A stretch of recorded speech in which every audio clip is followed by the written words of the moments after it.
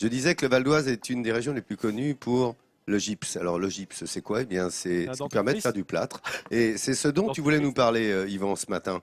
Hein, Oui, tout une à des l'heure. plus grandes carrières. Tout à l'heure, on parlait de la culture du champignon. Hein. Ça se réalise dans les anciennes carrières. Ce sont généralement d'anciennes carrières de gypse. Et là, sous nos pieds, c'est truffé de ces carrières. Il y a plein de gypse. Et la plus grande carrière se trouve exactement à Cormeilles, en Parisis. Ça représente à peu près 10% de la production nationale qui vient de cette carrière. Elle alimente cette carrière les plus grandes cimenteries de France. Alors, c'est un trésor, hein, ce gypse, pour le département. Son exploitation a été longtemps artisanale. Aujourd'hui, ça s'est industrialisé. Mais vous allez voir, les images sont très, très impressionnantes. On regarde? Allez, on y va. Regardez. Il y a 40 millions d'années, la forêt de Montmorency n'existait pas, mais son sous-sol était en train de se former.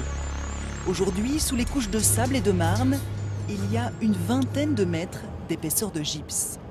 Pour l'exploiter, l'homme a creusé sous le massif de Montmorency 200 km de galeries.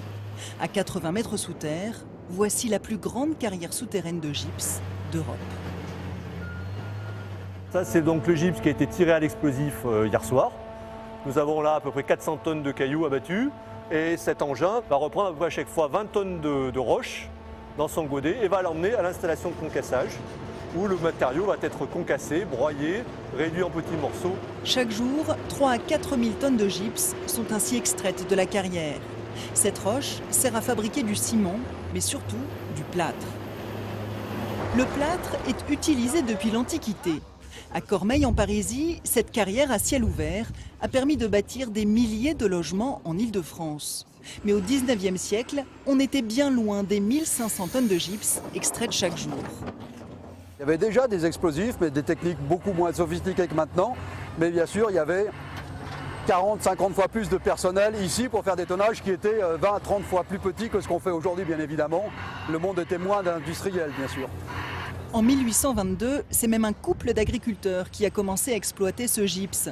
Ses enfants et petits-enfants ont transformé la carrière artisanale en grande industrie très paternaliste. Nous avons du gypse pour encore à peu près 4 années. À l'issue de cette période-là, la carrière ne produira plus de gypse. Il s'agira simplement de la remettre en état, de la remblayer et de la revégétaliser conformément à notre arrêté préfectoral. L'État autorise en effet l'exploitation du gypse à condition que les terrains retrouvent leur apparence d'origine. Il faut donc des tonnes de terre en provenance de chantiers de terrassement avant de replanter des milliers d'arbres. Le tout est ensuite donné à la région Île-de-France. À partir de 2016, l'entreprise aimerait continuer d'exploiter le gypse dans les sous-sols de la butte du Parisis. Alors, si vous êtes totalement toqué de gypse et de plâtre, eh bien, sachez qu'il y a un musée unique en France. C'est le musée du plâtre à Cormeilles, en Parisis. Alors, il est tenu par une bande de bénévoles.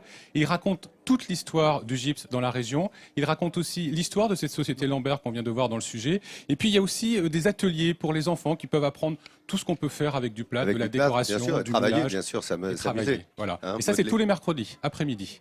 Merci de ces précisions, Yvan. Vous avez compris que vous apprenez beaucoup là sur ce Val d'Oise et de ces ressources qu'il y a ici en Île-de-France où nous sommes installés, ce qui est peu commun.